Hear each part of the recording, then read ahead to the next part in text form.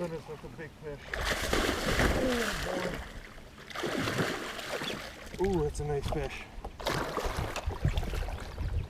Holy cow, did that thing whoop that thing down. Oh my god.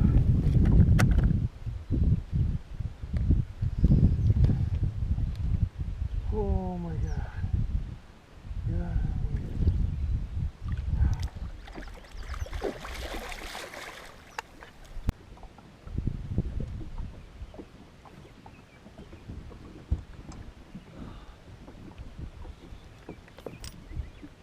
So, I know we talk release tools a lot. I think some people like to take that for granted, give or take. I always have good release tools in my boat. Prime example of why is just now I stuck a 47-inch fish that had the rubber bait so far down its friggin' throat. It took probably 10 minutes to get her unhooked, cut hooks, get the bait out. And then I literally spent over an hour with that fish trying to get her to go. And at one point I thought she was toast. She would not stay up on her own. But without these release tools, that fish wouldn't have made it. Not a chance.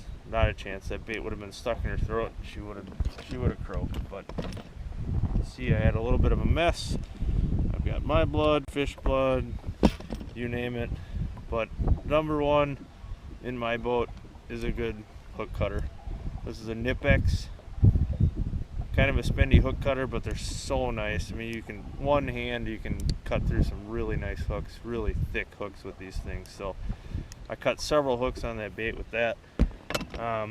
Pliers, we got one of these angled ones, long one, and actually this wasn't even long enough to get down that fish's throat. So for that stuff, I've got one of these Tyrant hook outs.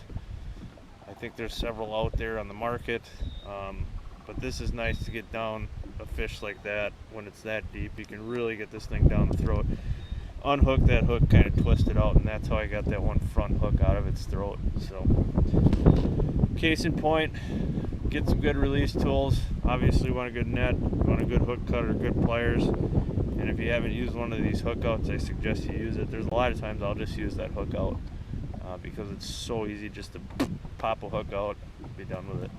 So that's your tip of the day. I'm gonna get back to fishing. I'm gonna major here, so